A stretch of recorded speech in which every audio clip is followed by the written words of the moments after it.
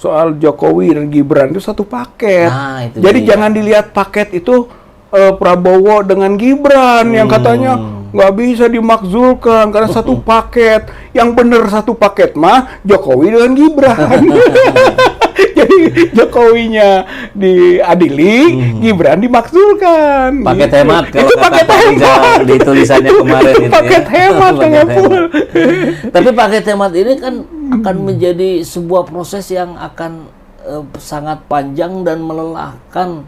Apakah begitu? Ketika kita melihat misalkan tadi seperti Pak Sri Bintang bilang bahwa ini gerbang untuk menuju dibongkarnya ke mungkin dugaan-dugaan korupsi, kolusi, nepotismenya Pak Jokowi yang begitu banyak misalkan. Kemudian ini akan ada paket hemat tadi Gibran dengan Jokowi, Gibran dimakzulkan, Jokowi diadili. Bagaimana pandangan Pak Rizal ketika kita melihat mungkin misalkan sebagian rakyat hari ini sudah aduh capek deh ini. Ya, gitu. saya kira imbauan kita jangan merasa lelah, gitu ya. Apalagi harusnya kita berjuang tuh lillah, katanya gitu kan. Biar tidak lelah. Biar tidak lelah. Jatuh itu kan. Kemudian yang kedua, kan Jokowi ini sandaran, sandaran semua, termasuk sandaran Gibran, sandaran banyak kepentingan lah. Tempat bersandarnya jatuh, kan gitu Pak. Ini ikut jatuh semua, gitu. Menurut saya bukan berarti kita bisa per satu-satu, ya, satu cukup. Makanya kenapa kita sepakati kalau ijazah palsu ini bisa terkuak, gitu kan, bahwa benar ijazahnya palsu, skripnya palsu, maka itu sandarannya runtuh. Gitu. Gitu. Baik, kalau kembali ke proses yang kemarin dilakukan oleh Pak Rizal, apakah Pak Rizal punya keyakinan yang cukup besar bahwa Barreskrim ini akan membuka lagi? Kalau membuka ini berarti membuka ulangkah yang kemarin atau ada investigasi baru? Secara formal bisa disebut investigasi baru, ya. Tapi secara substansial dia punya data udah banyak, kan gitu. Sebenarnya tinggal melengkapi, gitu Pak. Tinggal melengkapi saja beberapa datanya. Mau disebut nanti formalnya baru, tapi cepet, gitu. Makanya kalau tadi ada poin surat diterima, gitu kan, kemudian akan ditindaklanjuti sesuai peraturan perundang-undangan, maka peraturan perundang-undangan khususnya Perkapolri yang disebut maju rujukan juga itu nomor 6 tahun 2019 itu memberi ruang apa yang disebut dengan gelar perkara khusus.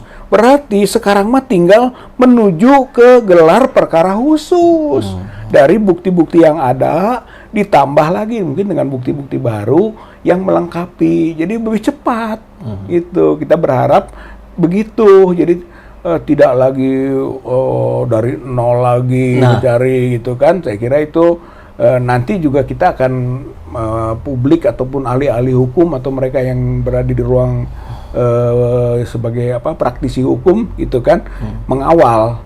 Jadi kalau misalnya sekarang optimis nih, bagus nih, respon, ayo.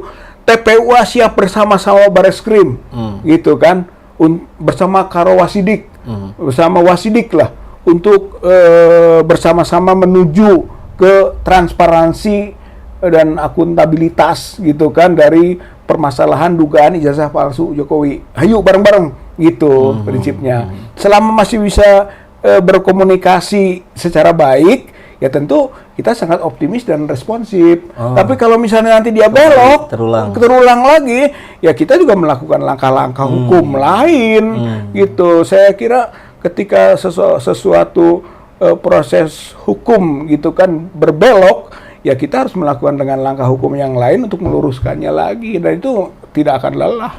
Gitu. Kita lihat kemarin di Bandung berkumpul juga Pak Rizal, Pak Rismon, Pak Roy, Bu Tifa, dan banyak tokoh yang lainnya mulai dari purnawirawan maupun akademisi. Dan itu seingat saya GAUM ya, nama yang menyelenggarakan acaranya, Gerakan Aksi Umat Melawan Ketidakadilan. Nah ini sebuah forum yang ada di Bandung. Ya, Bandung Jawa Barat. Nah, kemudian kita dengar juga dari daerah-daerah lain ada juga yang serupa, tapi belum setegas yang di Bandung kemarin. Nah, bagaimana dengan dukungan-dukungan yang ada? Mungkin nanti ada dari kumpulan advokat A, B, C dan sebagainya. Terus memberikan dukungan. Ini apakah akan diorganisir dengan satu cara tertentu atau dibiarkan saja? Ya, saya kira dia akan mengorganisasi sendiri. Gitu. Jadi setiap aspirasi, apalagi yang punya misi suci, gitu kan, dia akan mengorganisasi sendiri. Itu seperti misalnya ada forum diaspora. Ya betul, kan itu dari seluruh dunia lah gitu kan, orang-orang Indonesia yang di berbagai negara itu sudah bikin surat kan ke Presiden Prabowo, pakai bahasa Inggris lah gitu kan, ya dikomandani oleh Kris Komari, sekjennya Pak Agus Suryato, Pak Agus kan, itu kemudian banyak lagi lah tokoh-tokoh lain di berbagai negara juga ada tersebar itu. Berbicara soal Bareskrim, berbicara soal ijazah palsu ini, gitu. Jadi minta dukungan lah, minta juga proteksi hukum, gitu kan, dalam proses-proses yang terjadi. Jangan sampai terjadi pembelokan hukum untuk kepentingan politik, apalagi kepentingan orang tertentu, gitu. Jokowi lah, gitu ya. Jangan sampai begitu, gitu. Itu forum diaspora misalnya. Kemudian juga di Bandung ini juga muncul kelompok ada baru itu akan deklarasi nih, itu namanya Aliansi Advokat Bandung Bergerak. Aliansi Advokat Bandung Bergerak. Yang intinya adalah melakukan pelurusan atas bengkoknya hukum di negeri ini, gitu kan. Ya mungkin juga terkait dengan proses-proses yang sedang berjalan, gitu. Tapi intinya bahwa kepedulian para advokat itu tumbuh dengan sendirinya dan dia mengorganisir juga sendiri. Belum lagi nanti ulama, kiai gitu kan, santri-santri, saya kira akan menggelinding juga karena ini menyangkut bagi komunitas muslim atau dakwah itu amar ma'ruf nahi munkar, gitu kan, bagian dari dakwah amar ma'ruf nahi munkar. Jadi kezaliman, penyimpangan hukum, kesewenang-wenangan gitu kan, penunggangan politik gitu kan untuk melakukan perkayasaan bidang-bidang lain itu adalah zalim, itu mungkarot namanya, yang harus diubah. Yang menarik ini Pak Rizal, ketika pergerakan ini berjalan kan ada tuduhan-tuduhan bahwa ini ada bohirnya, ini didanai ke semua lah, ke Pak Rizal, ke Rismon, ke Roy Suryo, dan itu sudah dibantah juga dengan sangat mudah karena memang sama sekali itu tidak terbukti. Tapi pertanyaan saya adalah ketika ini memang masing-masing mengorganisasi dengan biaya sendiri segala macam, ini rupanya ada perspektif yang menarik Pak Rizal. Ini akan sangat menguntungkan satu kelompok atau katakanlah satu partai politik tertentu dengan gerakan Pak Rizal dan kawan-kawan ini. Meskipun mungkin saja tidak terhubung sama sekali gitu. Tapi dia sangat diuntungkan. Apakah ada pembahasan diskusi ke arah sana? Sebenarnya tidak. Ya kita akan berjalan sesuai dengan misi kita sendiri, gitu kan.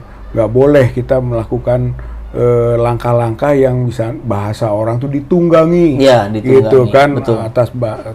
Biarlah masing-masing punya visi, punya misi, gitu kan. Dan ketika visi misi itu bisa bersatu, ya kan, menjadi energi, gitu aja sudah. Tapi masalahnya kalau mereka sendiri less effort gitu, mereka tidak banyak melakukan, biarin aja lah itu Pak Rizal dan kawan-kawan.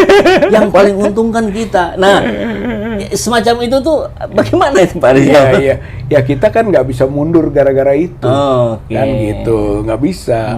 Sudah kita berbuat saja, gitu kan. Biarlah nanti akan yang mengambil.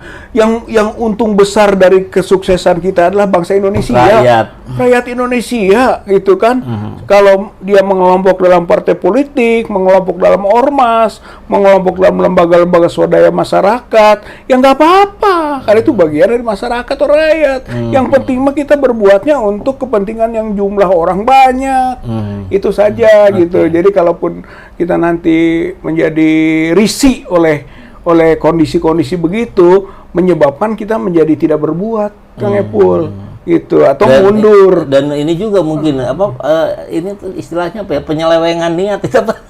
Penyimpangan niat bisa jadi begitu ya. Bisa. Jadi tetap saja kita mau on the track gitu kan, bahwa orang diuntungkan ya silahkan saja. Yang jelas mah kita tidak mau menguntungkan kelompok, tidak mau menguntungkan partai, tidak punya niat menguntungkan suatu lembaga atau organisasi tertentu, gitu kan. Kita berbuat juga dengan kemandirian, gitu kan, termasuk pendanaan. Gitu, saya kira penting itu, termasuk pendanaan kita itu mandiri. Itu perlu dipahami oleh publik, gitu kan. Jangan sampai karena mereka mau kalah dianggaplah dana kita gede, gitu kan. Jadi itu mah bagian dari perang urat saraf. Cywar Gitu, cywar. Itu namanya Pak, semburan fitnah.